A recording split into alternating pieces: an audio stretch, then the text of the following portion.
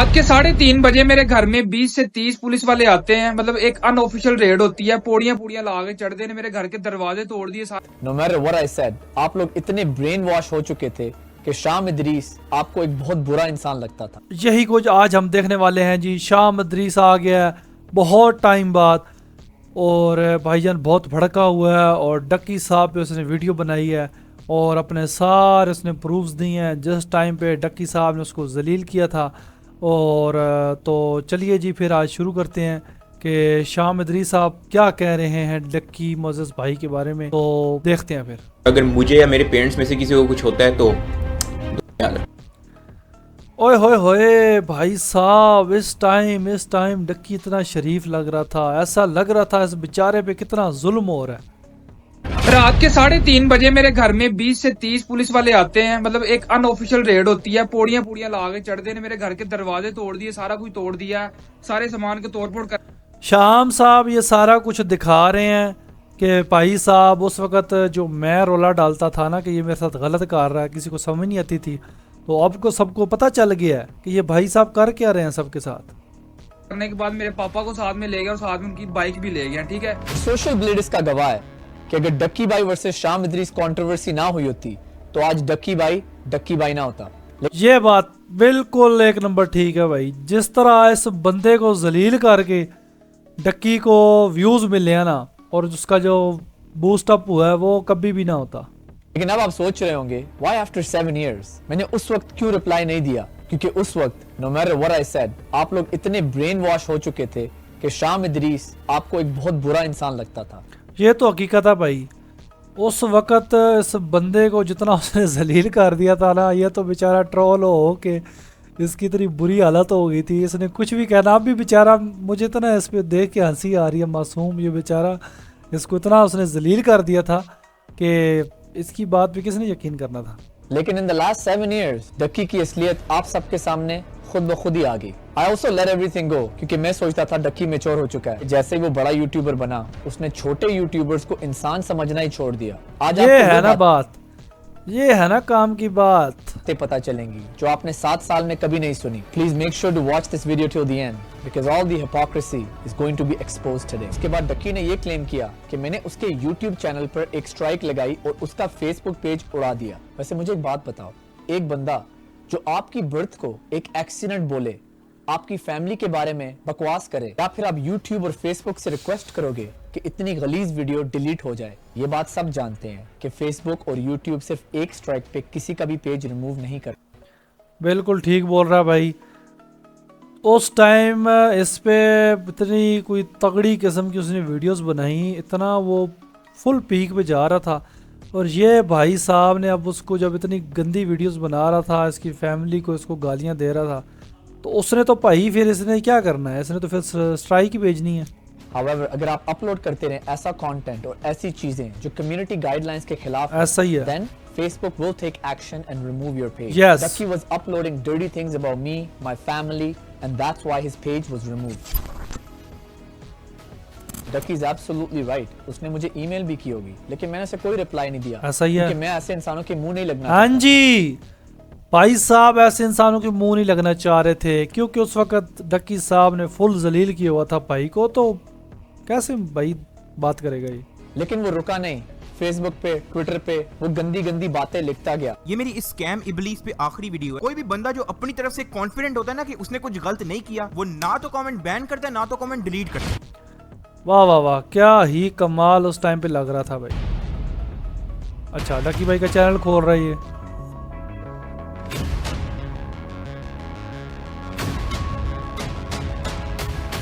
तलहा, अच्छा ये चीज उस टाइम पे जो डक्की साहब ने किया था कि शाम इदरीस ने अपने चैनल पे सारे कमेंट्स बंद कर दिए थे कि जिस तरह डक्की भाई आगे पीछे सारा कुछ। तो अब डक्की साहब ने क्या किया हुआ, तला के और उस तो बाद जो है फेक वगैरह इस टाइप के सारे इसने जो है ना कमेंट्स बंद किए हुए हैं। तो वही ये वीडियो बना के दिखा रहा है भाई। अब मैं तुम लोगों को असली वजह बताता हूँ कि इसने फेक, स्क्रिप्टेड और ड्रामा जैसे लफ्ज क्यों बैन किए। हाँ जी। क्योंकि इसके प्रैंक्स होते हैं फेक, इसके व्लॉग्स होते हैं स्क्रिप्टेड। कभी इसके घर रात को $10,000 पड़े होते हैं, या तो कभी रात को इसको भूत लग जाता है। अब देखो भाई, जो डक्की साहब फैमिली व्लॉगिंग के खिलाफ थे और अब वो खुद बार बार के फैमिली व्लॉगिंग कर रहे हैं। शाम अदरीस का तो बेड़ा ही गर्क कर दिया, तो अब शाम साहब सारे प्रूफ्स दे रहे हैं भाई। जिन चीज़ों पे शाम को ये ट्रोल करता था, अब सारा कुछ ये खुद कर रहा है। 70% अवाम जिनको पता है कि ये एक चुतियापा है, हाँ। वो नीचे कमेंट करती है कि एक फेक प्रैंक है, स्क्रिप्टेड व्लॉग है। लड़ाई शुरू हुई, उन्होंने पिस्तौल कटी है, लेकिन एक किडनैपर ये डक्की और रजब जब फिल्मबाजी चला रहे थे, उसकी वीडियो। रजब ਦੇ ਪਿੱਛੇ ਵੇਟ ਕਰ ਰਿਹਾ, ਜਦੋਂ ਰਜਬ ਨੂੰ ਆ ਕੇ ਫੜਨ ਲੱਗਦਾ ਕਿਡਨੈਪਰ ਹਾਂ। ਐ ਦੁਨੀਆ ਕੱਢ ਰਹੀ, ਜਿਹਨੂੰ ਪਿਛਲੀ ਵਾਰੀ ਕਿਡਨੈਪ ਕਰਕੇ ਜਿਹਦਾ ਬਦਲਾ ਲੈਣ ਆਏ ਨੇ ਮੁਨੀਬ, ਉਹ ਐ ਵਾਲੀ ਕਿਡਨੈਪਿੰਗ ਦੇ ਵਿੱਚ ਸ਼ੂਟਿੰਗ ਕਰ बहुत बुरी भाई। ये देखो डक्की साहब खड़े हैं साथ में, ये देखो जी मुनीब साहब खड़े हैं। मुनीब साहब किडनैप है और ये व्लॉग आ रहा है कि मुनीब को ये छुड़ाने आए और मुनीब साहब व्लॉगिंग कर रहे हैं। कोई भी बंदा जो अपनी तरफ से कॉन्फिडेंट होता है ना हाँ कि उसने जी। कुछ गलत नहीं किया, वो ना तो कमेंट बैन करता है, ना तो कमेंट डिलीट करता है। चोर सारा मामला तो ऑलरेडी यूट्यूब पे है। मेरा आईडी कार्ड, मेरा वो सारी बदला ब्रदर को भाई, जो सारा सिस्टम हुआ बदला ब्रदर का, वो चीजें मुझे सेंड करके कहता है एवरीथिंग हमारे पास है तेरा, तेरी हरकत। आहा। उसके बाद इसने मेरी फैमिली का डाटा निकलवाया, मेरी फैमिली का डाटा निकलवा के मुझे भेजा कि भाई अब बदला ब्रदर ने जब इस पे वीडियोस डाली थी तो नानी वाले और डक्की भाई ने फुल इनको जलील किया था। तेरी फैमिली का भी डाटा है हमारे पास, अगर तूने अब कुछ किया तो तेरी हरकत है। एक स्ट्राइक रह गई थी, मेरा चैनल उड़ जाना था। मैंने फिर इससे बात करना ही बेहतर समझा कि बात कर लेते हैं। बात करने के बहाने कहता मैंने मिलना है। मैंने कहा नहीं मिलना नहीं, ऐसी बात। कहता मिलने के बहाने आया और मुझे किडनैप कर लिया। मेरे दो दोस्त बिक गए, दोस्त, ठीक है, तो वो बिक गए, वो सारी चीजें, चलो खैर है। एडम फ्रॉगी, इसको मैंने हार्डली अपनी वीडियो में मुंह लगाया उन्हें, लेकिन फिर भी इसको पता नहीं इन्वॉल्व होने का इतना शौक है। इस फ्रॉगी ने चेक करो भाई उस टाइम क्या टोर थी इस बंदे की। इसने सबको जो है ना जलील की करके रखा हुआ था और अब खुद जलील हो रहा है। अपनी औकात दिखाते हुए ट्वीट किया जिसमें ये हैशटैग डालती है, hashtag small YouTube army, hashtag Pakistanis, और आगे बीमार शक्ल वाली। The first question is Ducky claims in your tweet you didn't mean Ducky as a tiny YouTuber, but you meant all the Pakistanis are tiny and they live in their tiny huts. First of all मैंने पाकिस्तानियों को कभी tiny नहीं बोला, क्योंकि ये उस time हमारा नाम यूज करके हमें डीफेम करके व्यूज और फेम गेन करना चाह रहा था। इसको मैंने टाइनी बोला था क्योंकि इसकी बातें ही ऐसी थी। मैंने किसी यूट्यूबर दूसरे का नाम भी नहीं लिया। मैंने तो इसको बोल दिया ना कि ये हट में रहता है। वो एक जगह छोटी सी थी, ये खुद छोटा था। मैं अभी भी बोलूंगी he is a tiny YouTuber and he was a tiny YouTuber. उस टाइम पे जो शाम इदरीस की वाइफ ने ट्वीट्स किए थे, तो भाईजान ये सारी उसकी डिस्क्रिप्शन ले रहा है कि आपने उस टाइम पर जो भी ट्वीट्स किए थे तो वो पाकिस्तानियों के ख़िलाफ़ थे या डक्की के ख़िलाफ़ थे। तो भाई साहब ये उस वक़्त की जो सारी बातें हैं, शाम साहब अपनी पूरी डॉक्यूमेंट्री बना रहे हैं भाई प्रॉपर। इसकी जो सोच है ना वो बहुत छोटी सी सोच है। My second question is जो उसने बोला रिस्पेक्ट हिजाब, My second question, आप डिस्ट्रैक्ट करती हो हिजाब पहन के। मैंने आज तक सोशल मीडिया पे ये नहीं बोला कि मैं फरिश्ता हूँ, ठीक है। मुझसे गलतियाँ हुई हैं क्योंकि उस वक्त it was very hard for me to wear the hijab. आप जानते होंगे कि आजकल के दौर में कितने लोगों ने हिजाब पहना है और कितने लोगों ने हिजाब उतार दिया है। मैं एटलीस्ट कोशिश कर रही थी अपने साइड से। अब देखो मुझे 10 साल हो गए मैंने हिजाब पहना हुआ है, अल्लाह का मेरे लिए सबसे दुख और हॉट टाइम पता है क्या था? जब कराची की एक मीट एंड ग्रीट पे किसी इंसान ने फ्रॉगी को उल्टे हाथ का मुक्का या थप्पड़ मारा, और ये बात मैंने जब पब्लिक में प्रूव करने की कोशिश की तो इसके और इसके दोस्तों ने ये बोला कि शाम झूठा है, क्योंकि शाम कहता है कि मेरी बीवी को एक मुक्का पड़ा, लेकिन वो मुक्का नहीं एक थप्पड़ था। शायद उस वक्त आप लोग थोड़े यंग थे और इमेच्योर थे। अब आप मुझे एक बात बताओ, अगर शाम साहब जब कराची आए थे तो भाई साहब मीट एंड ग्रीट पे बहुत बुरी हालत हुई थी। फिर डक्की साहब ने इस बात पे भी इसको बहुत ज़्यादा जलील किया था, बहुत जलील किया। और इसकी वाइफ ने पता नहीं कोई वीडियो डाली थी कि मुझे मुक्का मारा है मेरी आंख के नीचे, ये वो सारा कुछ। आपकी बीवी आपके साथ कहीं बाहर पब्लिक में है और कोई इंसान उसको एक थप्पड़ या मुक्का मारता है, इज इट ओके? अगर उसने मुक्का नहीं मारा, सिर्फ एक थप्पड़ मारा है, बदतमीजी तो किया भाई साहब। ये उस टाइम की वीडियो। अच्छा ये फ्रॉगी है, किसी ने थप्पड़ मारा था। रकी, मैं तुमसे एक बात पूछता हूँ, अगर कहीं पब्लिक में तुम्हारी माँ या तुम्हारी बीवी को कोई रख के थप्पड़ मारे तो तुम्हारा क्या रिएक्शन होगा? ये तो बहुत गलत बात है शायद भाई, मेरी ये बात ये बहुत गलत है, बहुत। उस टाइम ये चीज़ बहुत गलत हुई थी, पर ये बंदा इतना ट्रोल हो चुका था भाई, इसकी बात पे ये जो कुछ कह रहा था इसकी कोई सुनता ही नहीं था, इस पे यकीन ही कोई नहीं कर रहा था। बात भी तुम्हें बुरी लग रही होगी। Guess what? I went through that emotional experience. मेरी बीवी को थप्पड़ मारा गया था। अब आप सबको ये वीडियो तो याद होगी। शाम ने ये चीज देखी, उसको पता लगा कि वो झूठा साबित होने वाला है। इसने मुझे और मेरे पेरेंट्स को धमकियां लगानी शुरू कर दी। कितना शरीफ लग रहा है डकी यहाँ पे, यकीन नहीं आ रहा भाई साहब, यकीन नहीं आ रहा, इतना शरीफ बंदा। अब उसने इस वीडियो में बहुत सारी बातें की कि अगर मैं एक एक करके एक्सप्लेन करूं तो ये वीडियो 1 घंटे की हो जाएगी। So let me explain this as an overall video. उसने मेरे उन दोस्तों को डाला जिनसे मैं बात नहीं करता था और ये बताया कि शाम Idris threaten my family. First part, Shavir ने इसकी वीडियो में एंट्री मारी क्योंकि मेरी और शावीर की उस वक्त थोड़ी सी लड़ाई थी, जैसे अच्छे दोस्तों में लड़ाई हो जाती है। और since then you seen him in many of my videos and everything is good between us. मैं सिर्फ एक बात बोलूंगा और समझने वाले खुद ही समझ जाएंगे। अगर आपकी किसी इंसान से लड़ाई होती है और आपका बहुत अच्छा दोस्त उसके साथ साइड करता है, नॉट ओनली दैट बल्कि अपने चैनल पे एक वीडियो भी अपलोड करता है, Sham Idrees needs to stop, just because आपके दुश्मन को व्यूज आ रहे हैं, तो क्या वो आपका दोस्त होगा? बात से कम बात तो करनी चाहिए यार। अच्छा ये डक्की से बात कर रहा है जब पाकिस्तान आया था। हम दोनों का ईगो था, जो कुछ भी था misunderstand. Because when I met you, you were a nice guy, ठीक है? We had भाई ये बंदा तो इतनी बड़ी फिल्म है ना, इस बंदे ने कभी डक्की की तरफ हो रहा है, कभी इसकी तरफ हो रहा है। खास तौर पे मैं कहता हूँ इस बंदे ने जलील करवाया इदरीस, शाम इदरीस को। रिलेशनशिप, ठीक है? सारा कुछ मुझे पॉजिटिव लगा आपकी साइड से। मुझे आपका कंटेंट जो था वो मुझे पॉजिटिव लगा कि यार लाइक फैमिली व्लॉग्स है, लेकिन फैमिली वाले व्लॉग्स है। ये नहीं कि फैमिली व्लॉग करके बेहयाई गंदगी फैलाने वाला सांप है। वो इसकी बात पे तो बंदा यकीन ही ना करे यार। ये डक्की की तरफ जाता है उसका हो जाता है, इसकी तरफ आता है इसका हो जाता है, इसकी तो समझ ही नहीं आती। सबसे पहले this guy was requesting me to kill someone. Can you believe? Ducky ने मुझे, मेरे पास क्या ये बात मानी जा सकती है? आज प्रूफ है, ठीक है? अगर अच्छा। ये बाप के है ना, मैं इसको चैलेंज करता हूं। बहुत ये बड़ी मेरे बात कर रहा है भाई। बाद में मुझे कहता है एक काम कर, अपने आर्मी के मैस में बुला उसको, मैश में, और उसको मरवा दे किसी तरीके से। लेकिन डक्की ने इस पूरी चीज का फायदा उठाया और लोगों को ये बताया कि शाम एक गुंडा है, वो मुझे उठवा लेगा, अगर मेरी और मेरी फैमिली को कुछ हो जाता है तो दुआओं में याद रखना।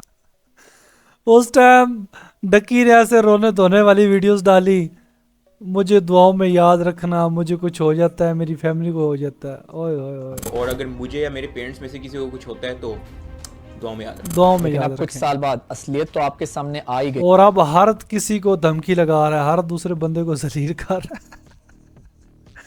उस टाइम पे ये बंदा खुद कहता था भाई मुझे कुछ हो गया तो दुआओं में याद रखना। है गुंडागर्दी, डराना धमकाना और अपना पैसा जो हर जगह शो ऑफ करता है उसको यूज करके लोगों को चुकवा लेता है। उसके बाद ये लोग जो है वो मेरे वालिद साहब को वहाँ से घर से उठाते हैं, साथ में तला के साथ जो हो रहा है भाई वो तो सबको ही पता है।